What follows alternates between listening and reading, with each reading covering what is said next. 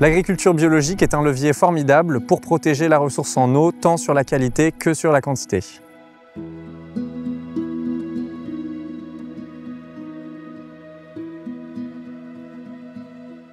Bonjour, donc je m'appelle Daniel Evin, je suis maraîcher, céréalier également sur la commune de Dourdan. Je cultive 90 hectares de céréales et 12 hectares de maraîchage avec une distribution tout en circuit court, principalement sur un marché sur Orsay et puis à travers 4 AMAP.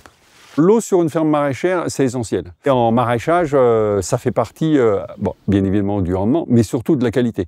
C'est-à-dire que le légume est très souvent constitué d'un très grand pourcentage d'eau. Et si on n'a pas d'eau, on n'a pas des légumes de qualité. Moi, je dis toujours, un maraîcher qui veut s'installer, si tu n'as pas d'eau sur la ferme, oublie quoi. Moi, j'utilise de l'eau d'un forage que mon père avait fait dans les années 60, à l'époque, on va dire, de la modernisation des fermes agricoles. On doit être à 3-4 mètres cubes par heure. Donc, il n'y a pas vraiment d'eau sur le secteur. Et donc, pour pouvoir le gérer en maraîchage, moi, j'ai fait une réserve tampon de 500 mètres cubes. Donc, que j'alimente par le biais de ce forage. Et à l'intérieur du forage, j'ai une pompe qui débite 12 mètres cubes heure, qui me permet de réaliser les arrosages. Là, on est dans une serre, ce sont des aubergines, mais c'est le même principe, j'ai des haricots, des tomates, des choses comme ça. Aubergines, poivrons également, au centre de la serre. On est tout en goutte à goutte. Et pour limiter l'évaporation et aussi éviter le désherbage, donc j'utilise des bâches tissées, des bâches plastiques qui sont réutilisées tous les ans. Ces bâches-là, ça fait maintenant plus de 10 ans que je les ai.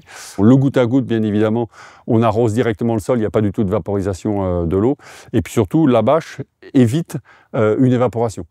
Donc on a une très forte économie d'eau et on peut arroser un peu à toute heure de la journée sans avoir trop d'évaporation. J'ai 7000 m² couverts et puis le reste, donc un peu plus de 11 hectares en plein champ. Donc là, bien évidemment, c'est de l'aspersion. Alors les techniques qu'on utilise pour économiser l'eau, c'est éviter d'arroser en pleine chaleur et surtout c'est arroser la nuit. Donc là, ça m'impose d'avoir à chaque vanne des programmateurs pour pouvoir déclencher les arrosages la nuit. Alors sur les aspects sélection de variétés, pour l'instant, c'est pas le critère premier, la sélection pour la tolérance à la sécheresse. Le critère premier va être le comportement de la plante de manière générale et puis la qualité gustative aussi. En vente directe, c'est un élément essentiel. Moi, les gens ils viennent chez moi parce qu'ils trouvent des légumes de qualité Je suis animatrice territoriale sur le Sud-Essonne.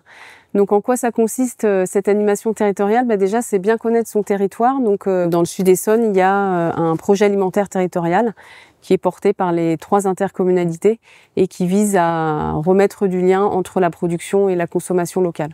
En tant qu'animatrice territoriale, mon but c'est de travailler en lien avec tous les acteurs du territoire, les agriculteurs bio et conventionnels, les collectivités territoriales, les maîtres d'ouvrage d'eau potable, mais aussi les acteurs économiques. Donc notre objectif c'est la protection de la ressource en eau en favorisant le développement de l'agriculture biologique, en particulier sur les aires d'alimentation de captage d'eau potable.